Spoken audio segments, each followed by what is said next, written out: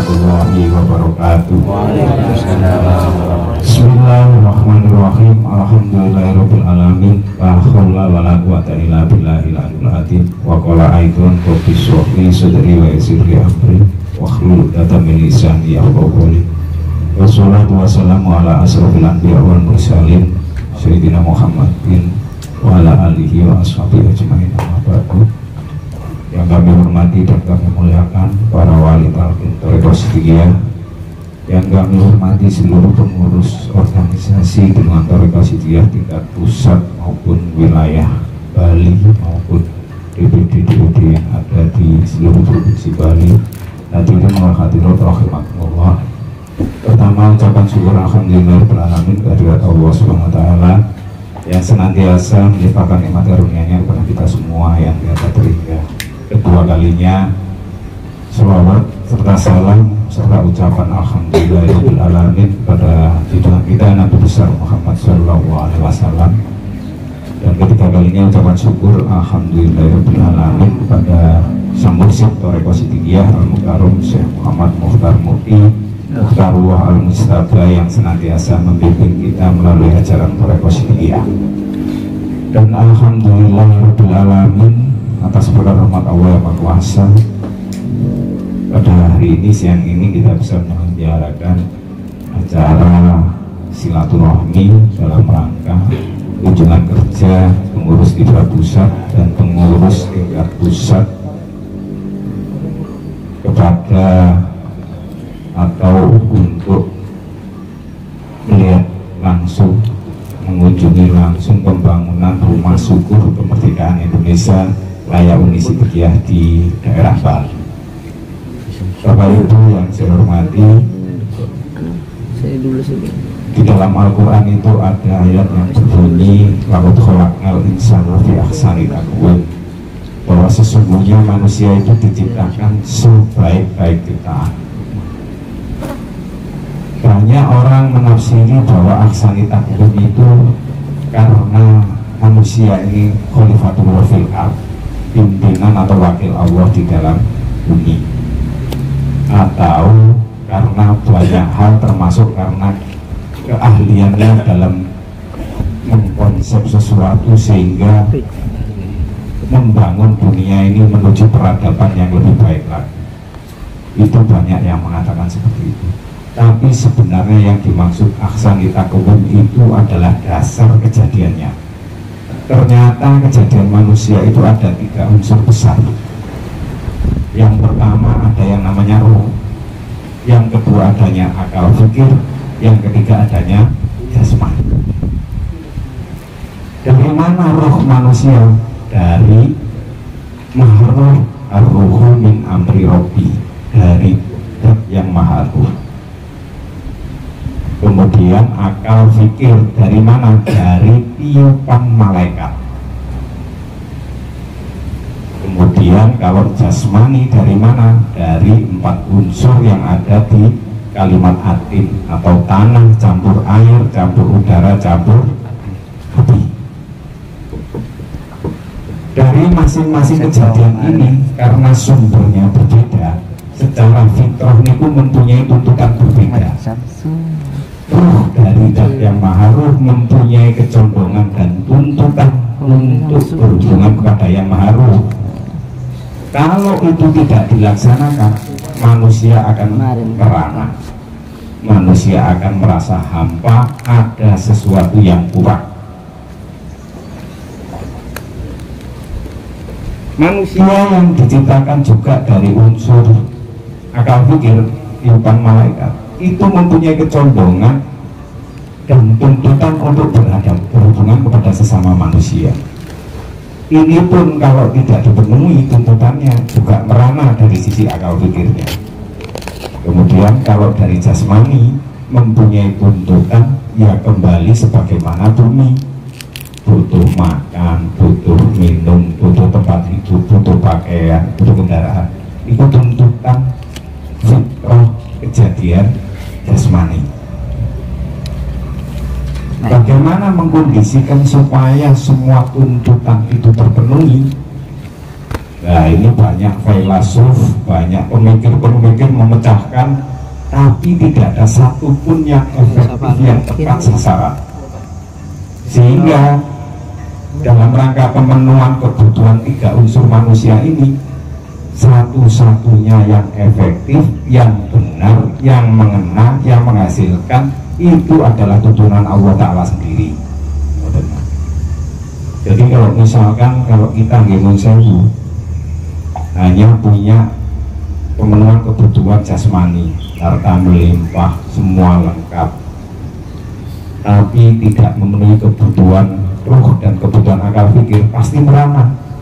Jauh kalau kita misalkan ada di sini orang kaya raya se-Bali misalkan, semua serba ada, tapi seandainya dia tinggal sendiri, tetap merupakan kembali, otomatis iso-iso bunuh diri ya, karena tidak memenuhi hubungan kepada sesama manusianya. Pasti ada yang kurang, ada yang merana. Kalau orang bisa memenuhi kebutuhan dari tuntutan jasmani dan akal pikir, hartanya cukup, relasinya banyak, temannya banyak, apa dikira itu masih cukup? Pasti masih ada yang merasa hampa, ada yang kurang, ada yang merana, yaitu rohnya itu. Sehingga kalau tidak mengikuti aturan agama, mencari-cari, mungkin di sana tempatnya pemenuhan kebutuhan ruh, yang hakikatnya itu adalah kebahagiaan yang hakiki. Dicari di tempat-tempat baik nggak ketemu, dicari di tempat-tempat hitam pun nggak ketemu, semakin diminum semakin haus. Jadi kalau ada orang menyimpan di dunia hitam itu tidak salah. Kenapa? Karena dia tidak tahu di mana cara memenuhi kebutuhan untuk bisa hidup bahagia yang hakiki. Dia hanya menafsiri, oh mungkin di sana tempat kebahagiaan yang hakiki, oh mungkin jadi pejabat yang dikagumi semua orang, diikuti semua orang, oh mungkin harta yang banyak itu yang menjadikan baik. Ternyata faktanya coba tanya ke mereka, pasti ada yang hampa, ada yang kurang. Sehingga skala prioritasnya di dalam undang-undang agama, di dalam agama Islam itu harus baik dulu hubungan pemenuhan kebutuhan ruh terhadap zat yang maha ruh. Nek niku terpenuhi skala prioritas 90% lebih, kebutuhan terhadap sesama manusia, kebutuhan terhadap alam semesta, niku akan mengikuti dan tidak terlalu menjadi tuntutan yang dominan. Tapi selama kalau hubungan kepada Allah Ta'ala itu tidak baik, meskipun dipenuhi kebutuhan materinya, hubungan pada sesama manusia, pasti akan merasa tidak baik, ada yang kurang, ada yang hampa.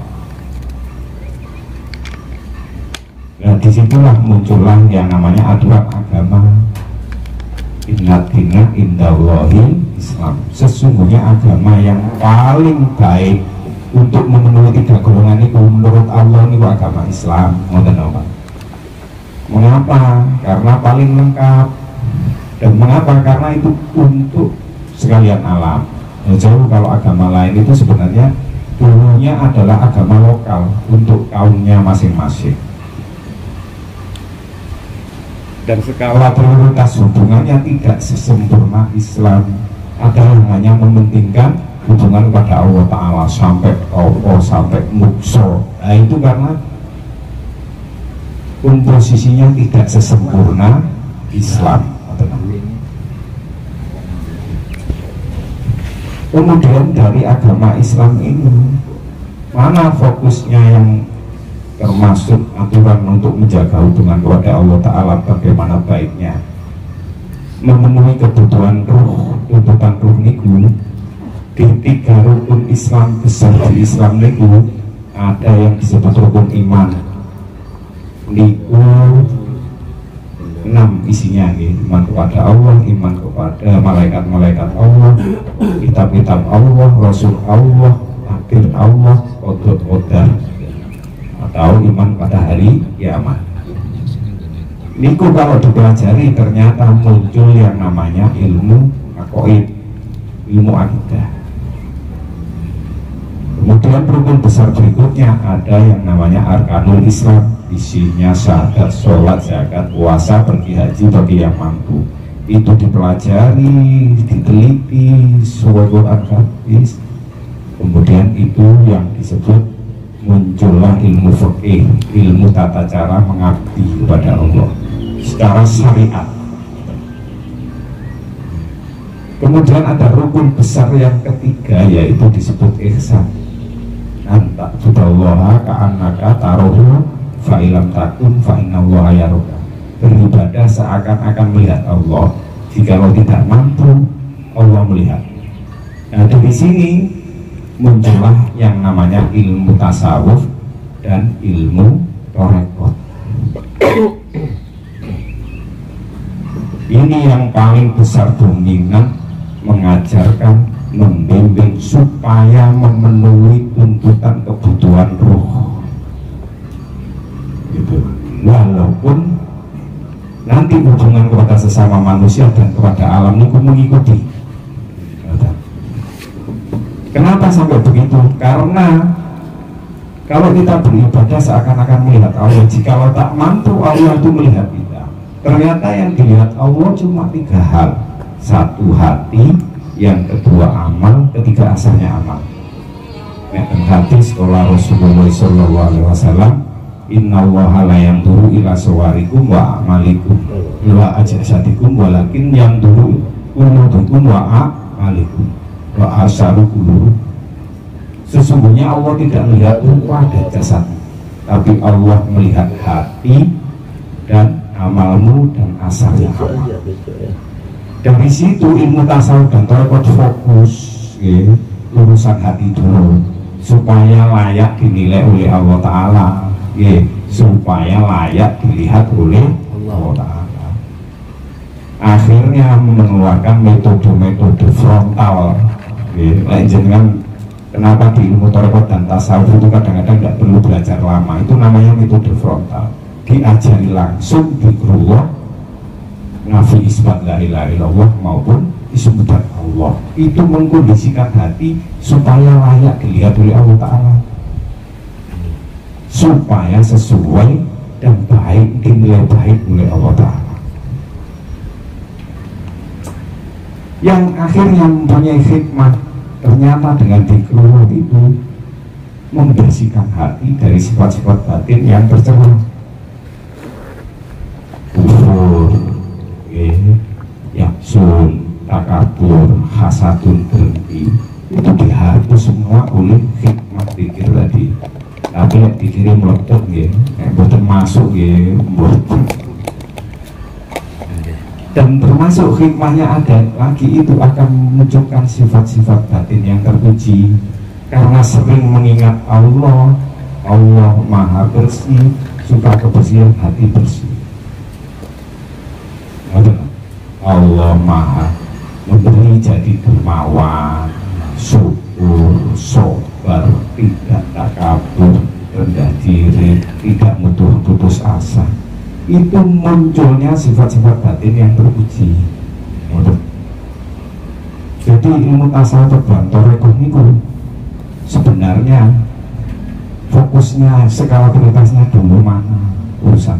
Dari situlah secara otomatis akan pula menimbulkan perilaku-perilaku yang baik, yang manfaat.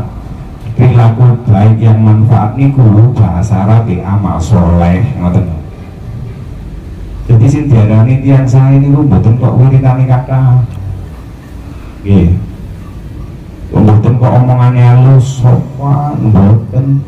Tapi menurut Allah Ta'ala adalah orang-orang yang paling bermanfaat sekarang dan di masa yang akan datang, walaupun backgroundnya dulu-dulunya tidak manfaat. Khairun nasi anfa'uhum linnas, sebaik-baik manusia itu yang paling manfaat terhadap sesama manusia, ucapannya, pikirannya, harta bendanya, tenaganya, dan lain-lain sebagainya. Sebaliknya yang dikatakan orang jelek itu adalah orang yang membahayakan dirinya dan manusia lain. Jadi kalau dilihat dari situ, sebenarnya ilmu tasawuf dan tarekat itu ilmu asror, ilmu rahasia. Jangan kalau bersani kenapa rahasia? Coba bayangkan peristiwa tarekat siddiqiyah diajarkan dari Rasulullah kepada sahabat Abu Bakar. Di Quran hanya dikutip satu ayat obat ayat 40. Hadisnya tidak banyak. Padahal kalau logikanya gitu, dengan Nabi ini berhari-hari siang malam, tapi tidak dinukil di kitab-kitab maupun di Quran. Itu menunjukkan bahwa itu ilmu asror, ilmu rahasia. Kan tidak banyak yang menerangkan apa yang diajarkan Nabi. Percakapannya bagaimana, tidak banyak. Padahal saya kali jenengan mau ketemu sak jam omongannya pun sak lepo ya, gak leren-leren ya. Omongannya rokok RPI tambah solo gitu. Ya katanya mulai jam 1 itu sak batang kas ngono sampai subuh padahal. Lo anehnya itu peristiwa itu tidak banyak dinukil di kitab-kitab. Itu menunjukkan bahwa ilmu tarekat dan tasawuf itu ilmu asror, ilmu syirk, atau ilmu khusus, ibadah khusus. Jadi ilmu tasawuf dan tarekat itu ilmu khusus, bukan umum, diajarkan oleh orang-orang yang khusus yang sudah diberi mandat, dikerjakan oleh secara khusus pula, persiapannya juga khusus. Gitu, jadi diatannya poso petang dino, gitu. Siram dulu. Itu menunjukkan bahwa itu ilmu asror. Nek secara filsafat, kenapa ada istilah tarekat itu adalah silsilah? Rasulullah ini mengajarkan sholat, niki doanya, ini gerakannya begini.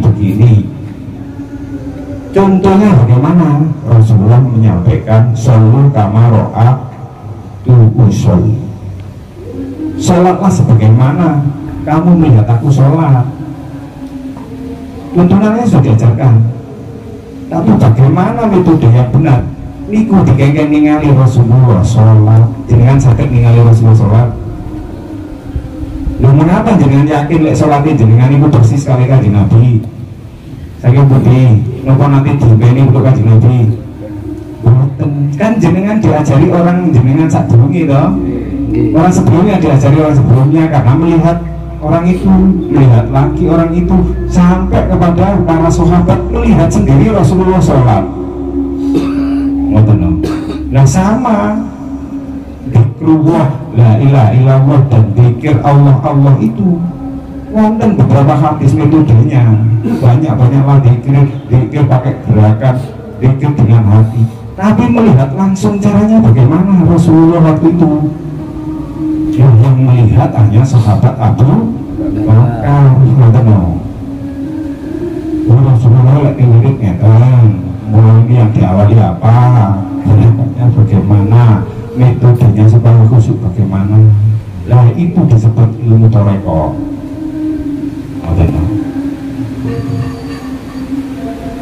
Nek nopo sini sedikit banyak disebut kitab-kitab gitu, kita berjanji ada. Wa awaluman amana minar rijali Abu Bakrin sohibul wari wasidikiyah. Itu kitab kuno tuh ya. Ada lagi kitab Tanwirul Qulub min hadrati Abu Bakrin ila Syekh Qaifur bin Isa Abu Yazid Al-Bustami, itu sama sidikiyah. Kemudian Imam Ghazali ini menyusun kitab ini wonten salah satu menerangkan bahwa ana siddiqiyatul uzma, saya ini orang tarekat siddiqiyah yang agung. Cuma wonten sing boten eco, Syekh Abu Yazid Syekh Abu Hasan Az-Zazali sing nyurut sholawat urdat niku sanjang limin alamatis siddiqiyati kasratut daiha summa layu balu bihi. Salah satu tandanya tarekat siddiqiyah sih bener-bener siddiqiyah gini. niku kathah musuhe, banyak musuhnya. Tapi orang Siddiqiyah itu tidak menghiraukannya, gitu loh. Jadi lek jenengan mlebu Siddiqiyah daftar banyak musuhnya. Oh tapi kok mulai dijelaskan tahu. Lah jenengan iki kok iso daftar nang tarekat jenengan musuh. Becik ketitik oleh Memang banyak musuhnya, itu sudah diketahui oleh seorang wali kutub. Abu Hasan As-Sazali itu salah satu wali kutub. Kasih abang ya.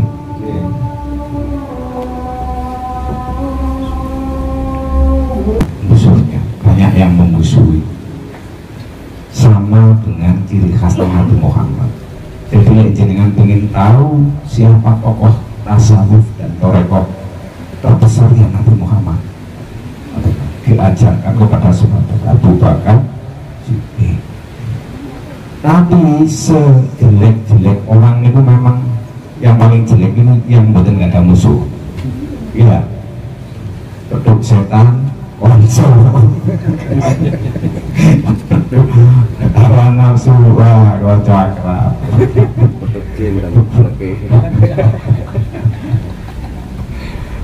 Jadi ini gue mlebu Siddiqiyah ke sing musuhi, gak mlebu Siddiqiyah koncone akeh ya lan. Setan dadi konco. Jadi ternyata begitu, Pak. Dan karena sangat kekhususan asrornya itu memang akan mendapatkan hikmah, tujuannya itu orang-orang torekot itu orang-orang khusus. Niku tujuannya adalah rahmat khusus memang. Ya rasul bi rahmatihi mayasa. Dikhususkan rahmatku pada orang-orang yang dikehendaki. Tidak diberikan kepada orang yang beriman saja, tidak diberikan kepada orang yang beragama Islam, tapi diberikan kepada orang-orang yang bertorekot, iman, Islam, dan bertorekot. Dan hati siapa orang-orang yang dikehendaki oleh Rasulullah SAW, rahimallahu alaman hafadhu lisanahu wastaqomat tariqatuhu wa arufa zamanahu. Dikhususkan rahmatnya, rahmat Allah itu pada orang yang mampu menjaga lisannya, tidak ngomong kalau tidak manfaat. Diberikan lagi rahmat khusus itu kepada orang yang wastaqomat tariqatuhu, yang istiqomah di dalam torekot, wa arofa zamanahu, dan rahmat khusus diberikan juga kepada orang-orang yang arofa zamanahu, mengetahui betul zamannya, umurnya, sehingga diisi dengan hal-hal yang positif, hal-hal yang bersifat pengabdian kepada Allah. Jadi ini pun delapan kesanggupan itu menghargai waktu, itu maksudnya menghargai waktunya sendiri-sendiri. Nah, waktu ini kausaran bisa jadi beda sekarang kalau benjing gitu. Generasi sekarang mungkin jam menten benjing bisa jadi berubah. Nah singkatan itu waktu itu karet ya, jam kausaran kalau ini uangnya jam 11 kita mulai ya. Jadi yang dimaksud arofa zaman now niku sebenarnya bukan niku. Soalnya kata sing mboten masuk yang Siddiqiyah dhewe niku rapate jam 09.00 tekone jam 12 nggih. Jadi yang dimaksud arofa zaman now menghargai waktunya sendiri-sendiri. Sehingga diisi dengan hal-hal positif. Wasnakomatorikotu niku masuk orang-orang yang mendapat rahmat khusus. Jadi secara tidak langsung jenengan itu orang-orang khusus, bukan orang umum. Benar betul? Nggih. Ilmu ini torekot khusus, caranya ngerjain khusus. Ya. Orang-orang khusus. Cuma kalau kita lihat teman kita kayak nggak percaya, ya. Jenengan masih. Kalian orang ini orang khusus. Nek teng Jawa di Luno dapurane kan.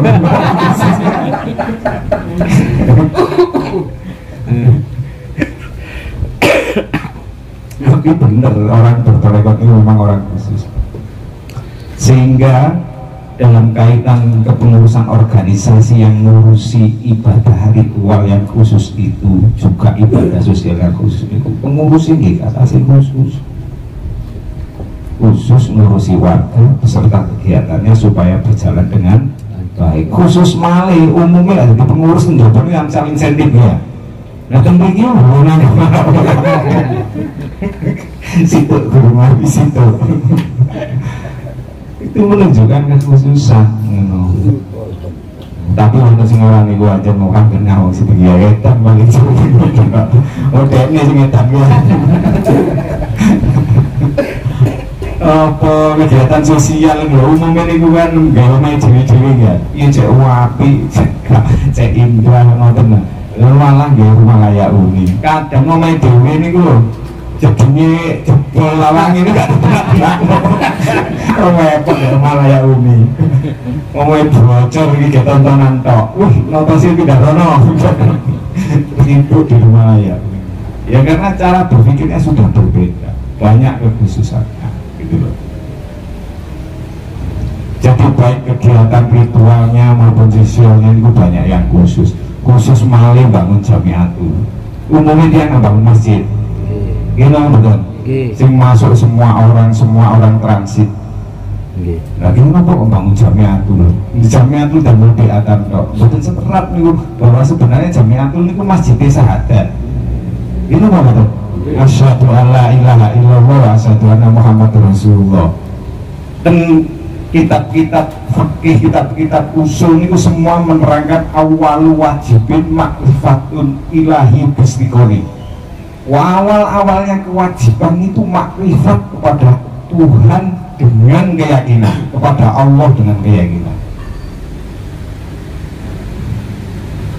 Banyak orang yang memikirkan sholat, keyakinannya betul ditotong gitu, betul. Akhirnya malah diancam celaka orang-orang yang sholat, masuk neraka wel orang-orang yang sholat, yang di dalam sholatnya nggak khusyuk. Soalnya betul ditotong kewajiban awalnya.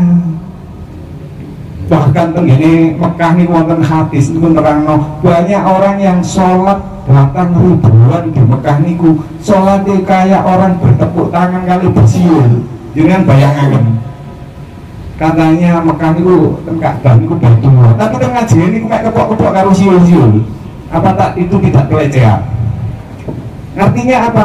Banyak di sana itu orang yang sholat itu hanya kerangkanya saja, ucapan sama geraknya saja. Siul ini pak ucapan nggih. Bedone napa tiyang maca subhanallah kali siul, lek boten tembus senati. Sama. Nek roh nyaring ngoten kok ya. Subhanallah. Lah boten tembus senati niku. Gerakannya kelihatannya indah itu hanya seperti tepuk tangan. Diku agumi wong anu hebat wong Islam sakmono kae bareng ngoten tok. Niku hadis banyak orang yang di lingkungan Ka'bah itu hanya seperti orang yang bersiul-siul dan tepuk tangan. Karena hatinya belum ditata. Sholat gak khusyuk, umroh gak khusyuk, tawaf gak khusyuk, ngoten dong. Makanya di dalam tarekat kekhususan lagi yaitu memperbarui hatinya, memperbaiki hatinya niku supados bisa khusyuk. Jangan angan-angan diulangi zikir niku kan aslinya diulangi khusyuk nang betul. Nggih. Tidak boleh hanya zikir di mulut, harus dengan di hati lah ngoten sih. Siri napa meneh hati tok niku malah ya. Ini yang paling prinsip paling mendasar supaya nanti masjidnya sholat ini bagus sesuai dengan harapan Allah. Nek nilai ini bangun jamiatul ini tak ternilai tinggi, paling tinggi. Karena apa? Di dalamnya diajarkan kalimat la ilaha illallah, kumpulan orang-orang yang zikir.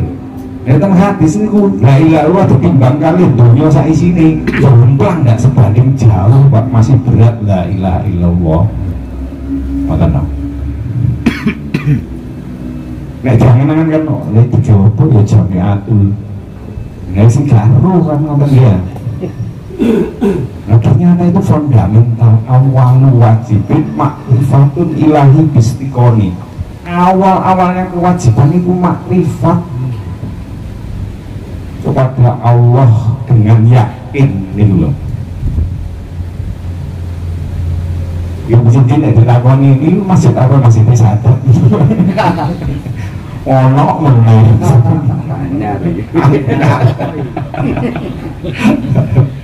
Lah sing ngono kan bangun masjid salat iki masjid sadar. Jadi begitu. Kemudian bentuk rahmat khususnya apa?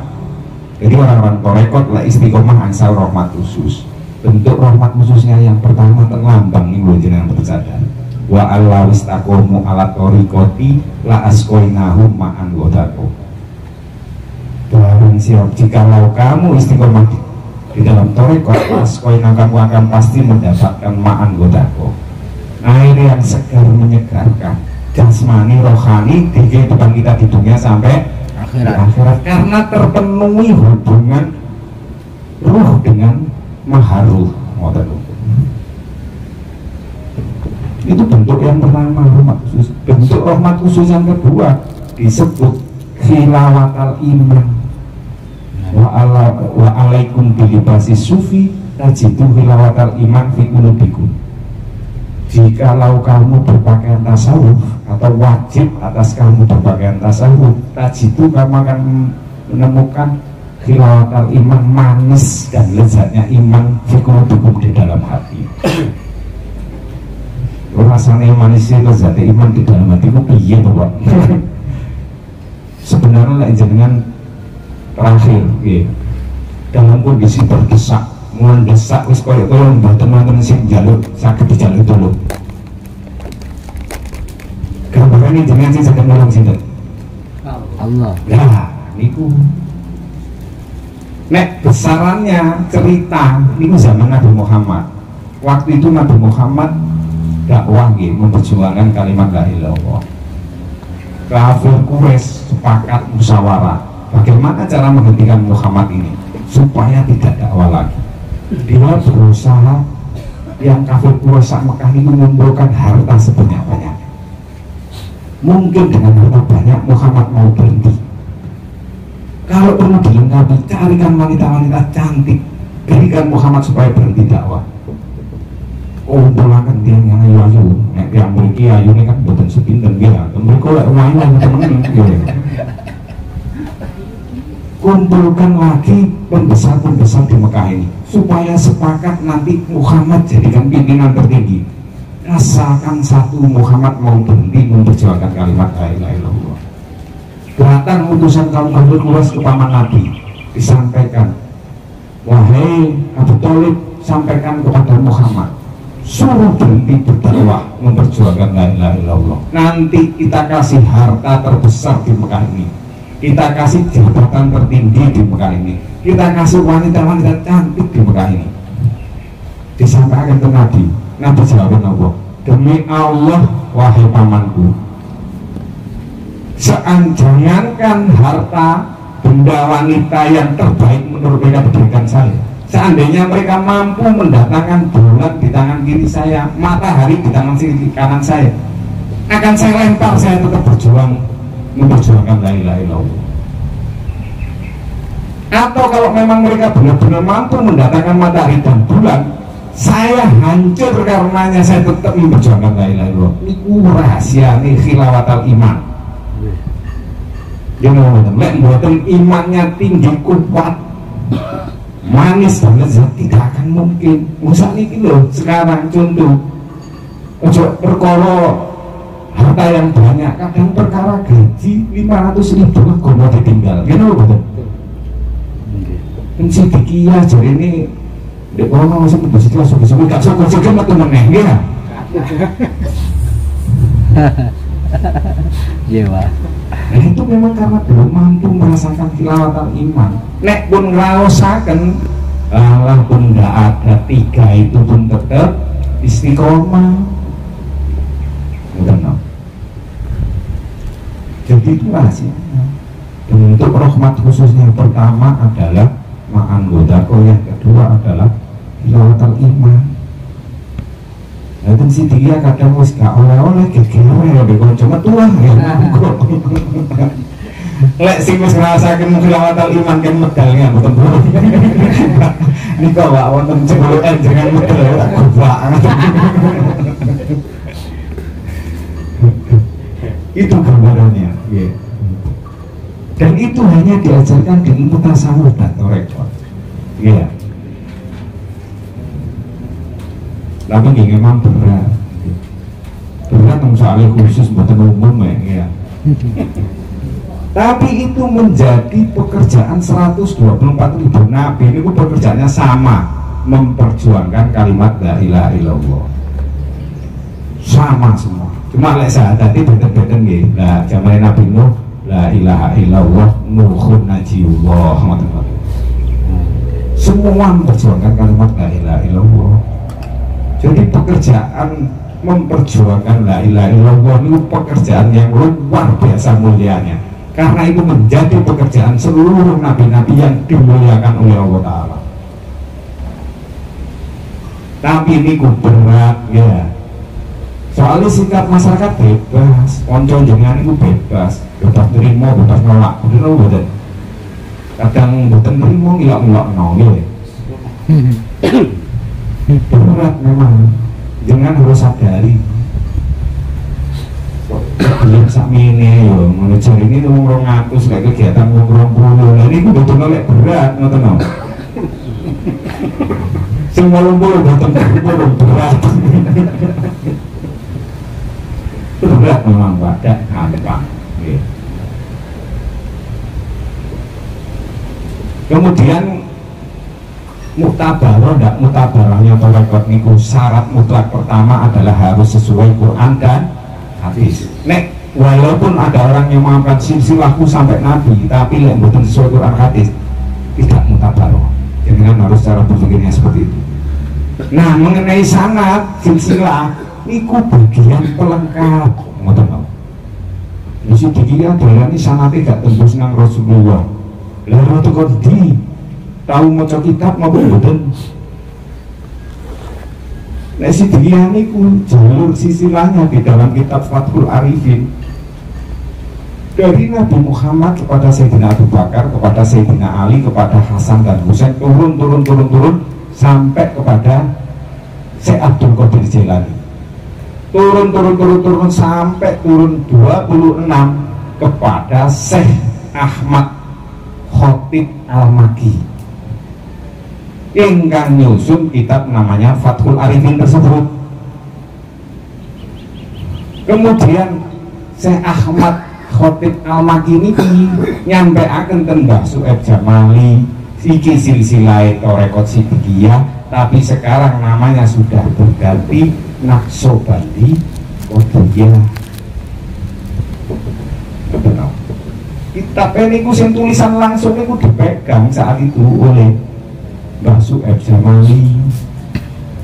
Kemudian Mbah Su'aib Jamali mengajarkan kepada Bapak Kiai Syekh Mukhtarullah Al-Mujtaba. Tulisan ini kita sih wonten Bapak Kiai sakniki. Dan setelah Ahmad Khotib Al-Maki, Syekh Ahmad Al-Khotib Al-Maki ini punya nyerat, kamu silsilahnya di bawah saya. Syekh Su'aib Jamali tulis tangan, disampaikan kepada Pak Yai Mbah Su'aib Jamali, kamu silsilah torekotnya di bawah saya. Turun ke 38. Ini kitab ini bukan langka. Banyak kitab langka. Jadi lek wonten tiyang ngarani Sidikiyah gak duwe sanad, gak duwe silsilah. Niku mboten Sidikiyah, mboten gak ada silsilah, tapi tiyange mboten nate maca. Ngoten lho. Utawa lek tiyalarine enom sakniki ngomong niku kurang adoh tuline, kurang kental ngopine, pergaulane kurang ngoten. Jadi itu tersimpul di dalam kitab-kitab langka. Sampai saya tadi cerita Imam Ghazali itu mengatakan saya ini Siddiqiyatul Udma, saya ini torekohnya Siddiqiyatul Udma yang agung. Ngoten. Jadi jenengan misalnya tiang apalagi mengatakan Siddiqiyah gak bisa urusan iku ora melok-melok.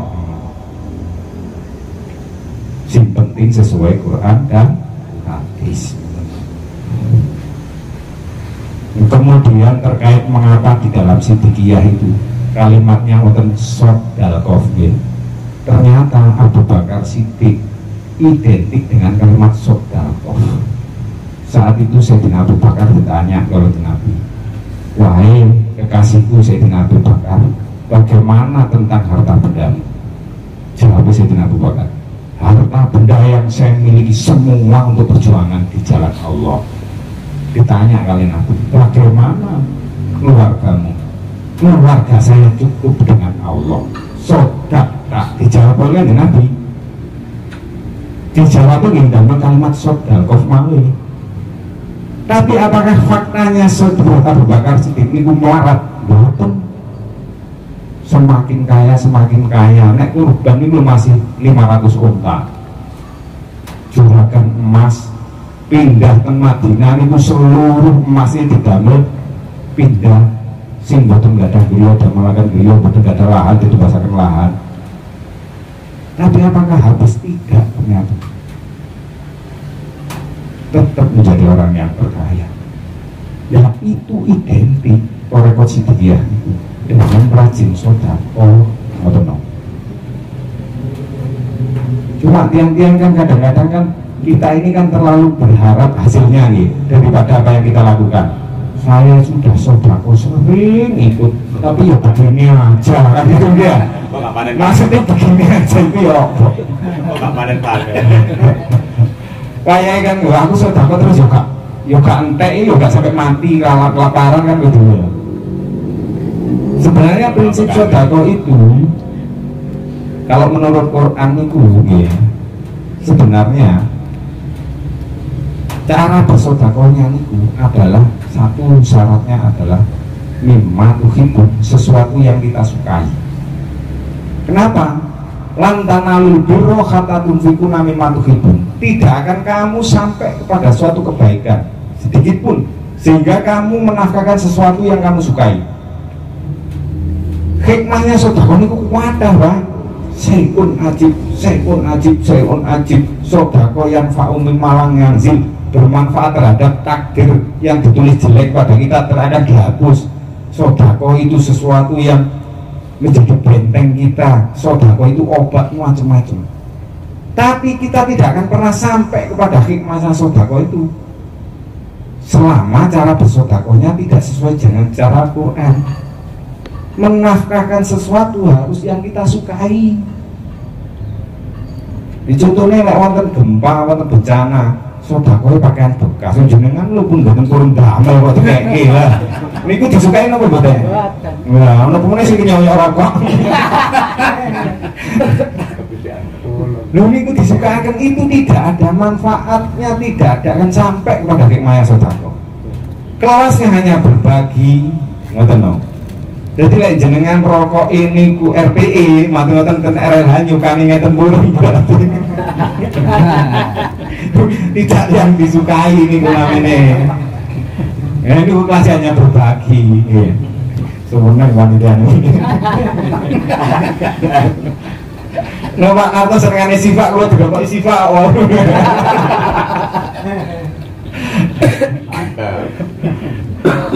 Ini minimal RBE ya. Jadi harus sesuatu yang kita sukai. Nah kalau berbicara uang, sing disukai itu pasti mulai warna kali jumlah. Ini loh betul. Nek si coklat kali kelawu itu kalau kita betul-betul pada seneng ya. Gini loh betul. Ya kebaca lah jangan kedunyan kondek menrongnya harus 10.000. Pasti berbicara mulai warna biru, merah. Ini kudu hibur. Sing tandane sing paling gampang malih niku lek sedekah spontanitas ya. Ten dompet wonten abang, biru, ijo, coklat, klawu. Lah sing kapan didelepno lah niku. Sing klawu ditarik. Sing ditarik sing klawu kok dilalah sing abang katut amus. Kado. Ternyata ngoten bahasane. Nah lek tiyang Malang gregetno tambahan. Wis sedekah kula 10 menjaluk selamat.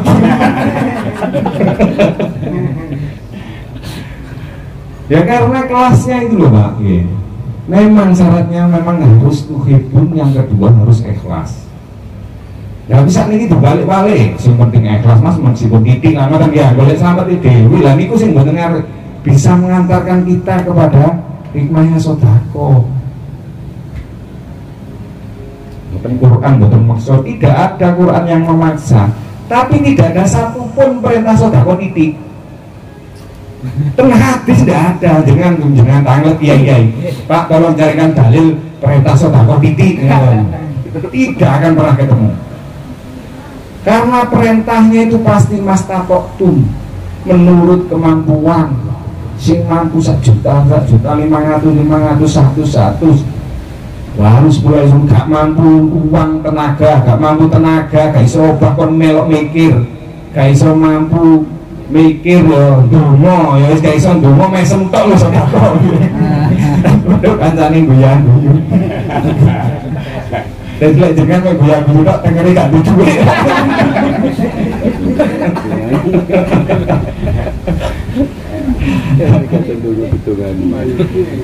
Jadi tidak ada perintah di Quran hadis niku sedekah. Sakniki kan didownload dalil kanggo ngenakno awake dhewe. Sedekah sing penting ikhlas. Iki wae. Ya mboten sampai kepada hikmahnya sedekah.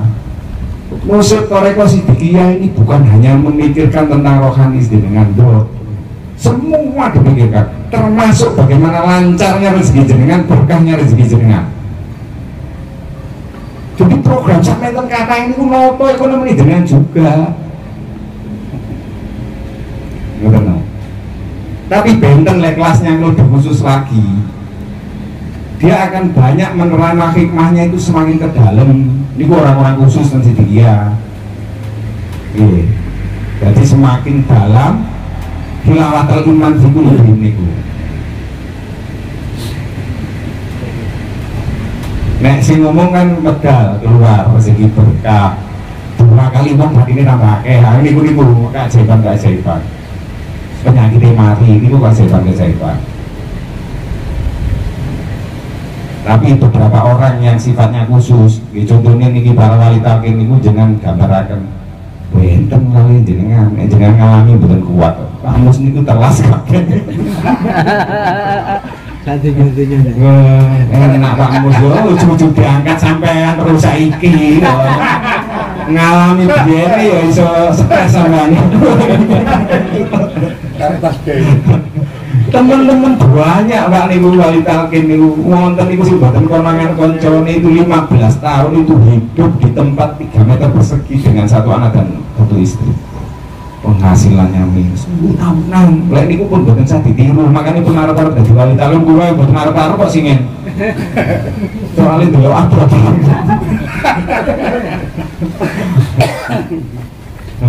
Itu orang-orang tertentu, memang metodenya disenangkan, dihabisi semua. Lek stagnan gitu muncul lagi malih. Amin, teman-teman. Amin. Suki malih. Ya minimal kan kaya hati. Beda kalau itu. Yang umum ini ngoten warga Sidikiyah pasti ditata ruhaninya, ditata ekonominya. Dengan cara apa? Ritualnya dijalankan, banyak-banyak sedekah. Jamiatul jalan, rumah layak ini jalan. Mulai itu makin jangan betul kosong. Ruhun itu dua ngoten. Ya. Jadi pun segan-segan dengan sodako. Kelas ini gua harus tukibun ya. Gak tukibun mari ngono. Jalur oleh dia akan trok aja nih. Nanti kalau nggak percaya jangan buktikan. Itu firman Allah dawuh Nabi as-sodaqatu syai'un ajib niku dawuh Nabi. Nek kepengin pro ajaib jangan praktekno niku pun kula duduhaken rahasiane. 1 kelasnya harus tuhibun, yang kedua harus benar-benar ikhlas. Ketiga menurut kemampuan.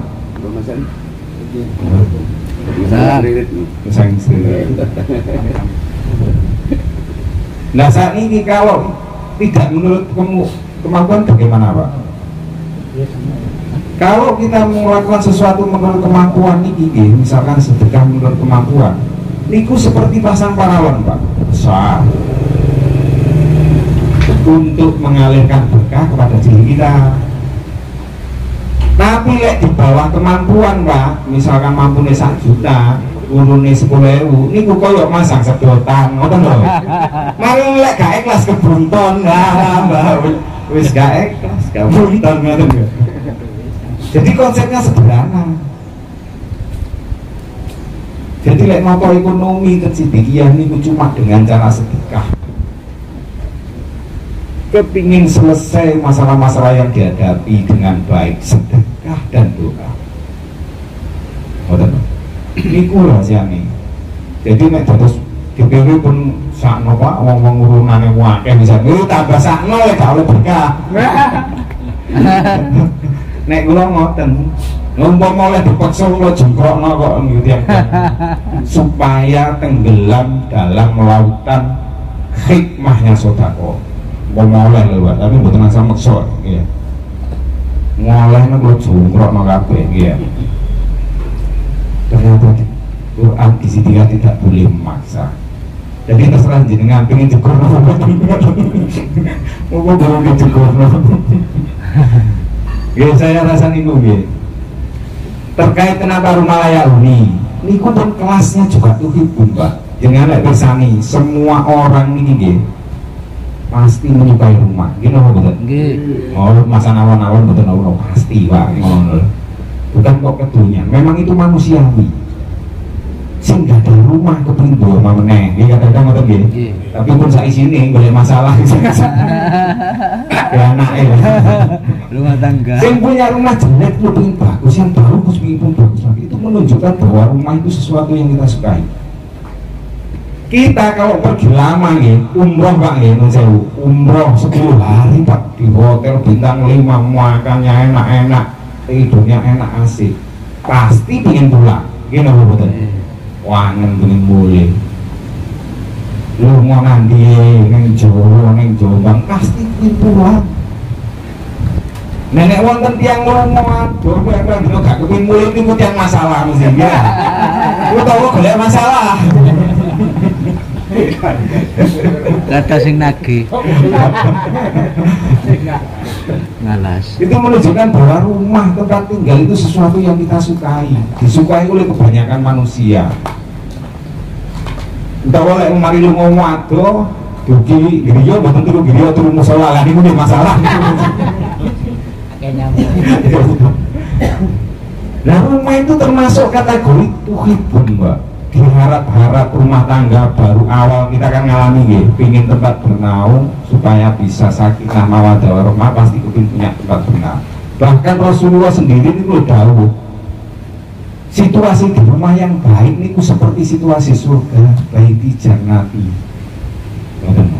Nah ini disodakohkan, walaupun faktanya urunan nih Pak ya.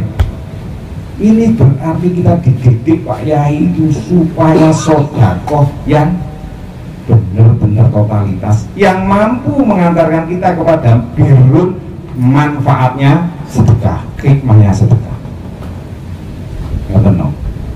Mboten krasa jenenge. Nggih, gitu. Mau sampean guyu wis ngrasakno lho. Saya setuju. Kita diantarkan pada situasi seperti itu. Gitu. Ya walaupun faktanya urunan ya, urunan tapi begitu dados rumah layak huni niku sesuatu yang tuhibun luar biasa. Nek beliau sanjang niku ngeten, tahukah kamu rahasianya rezeki yang berkah dan semerap Pak ini? Di saat kamu santunan yang prima bahagia di situ keluar sumberan yang rezeki barokah. Santunan nasional 200.000 seneng mboten bagi miskin. Seneng malah dia izin mulai Pak gitu. Santunan nasional bedino panitia Lalu rumah Pak diberikan. Saya yakin yang menerima pasti senang. Nggih.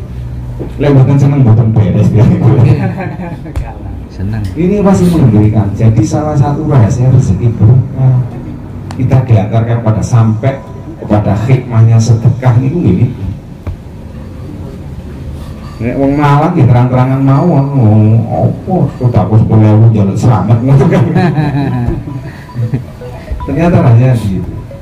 Kalau tidak tuhib pun itu kelasnya berbagi Pak. Ini kayak ini tidak, yang kita suka ini kelasnya berbagi. Untuk sampai kepada hikmahnya sedekah jauh.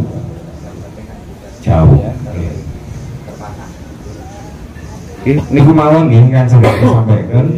Kemudian saya tadi dapat titipan satu dengan kalau ini kalau pamit ke Pak Nyai tadi Mbak terus sama ibu juga beliau Bapak Kiai Muhammad Muhtar Mu'i dan punya Sofatul Rumah titip salam ke teman-teman yang semangat dengan bacaan Assalamualaikum warahmatullahi wabarakatuh. Waalaikumsalam.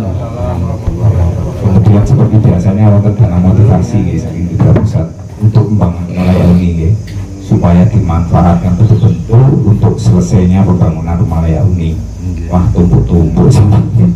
Ini ada berkahnya juga di Asma'i sama dia. Alhamdulillah.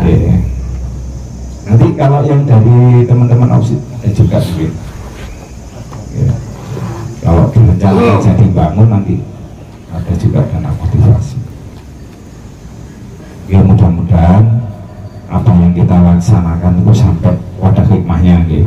Termasuk dengan mindsetnya harus berubah sekarang itu. Nata apapun itu dengan sodakoh dan doa.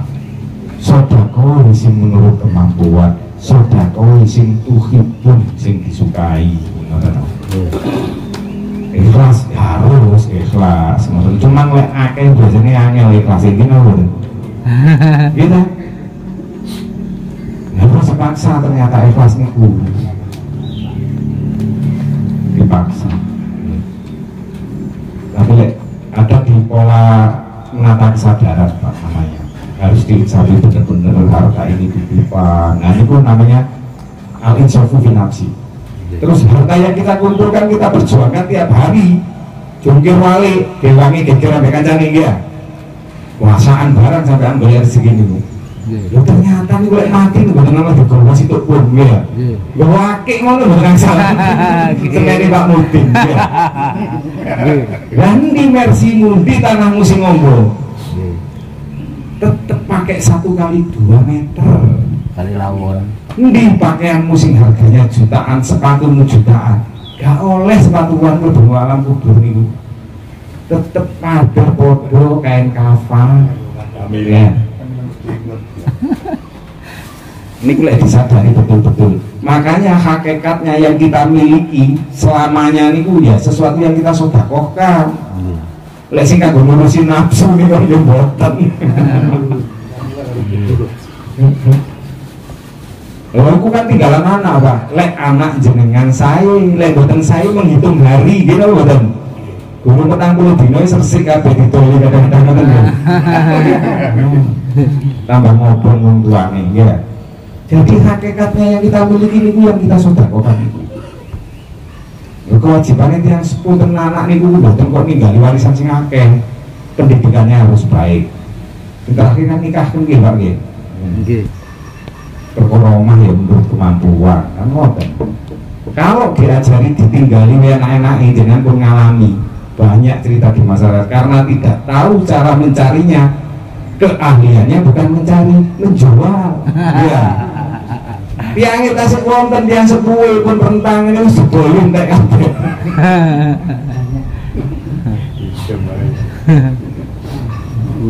Jadi kalau kita sayang kepada anak kita, kita ajari untuk pandai bekerja, menjadi pekerja keras, teman-teman ibu. Yang lebih penting adabnya, akhlaknya ditata.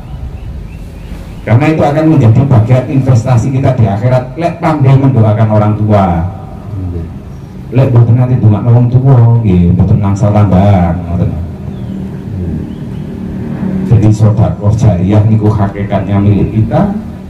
Anak yang soleh yang mau mendoakan itulah yang akan menambah investasi kita di akhirat. Yang ketiga ilmu yang manfaat. Ini jangan lebih sedikit menuruti ngajak kancani. Aku sedikit pun ngeten-ngeten itu namanya ilmu manfaat.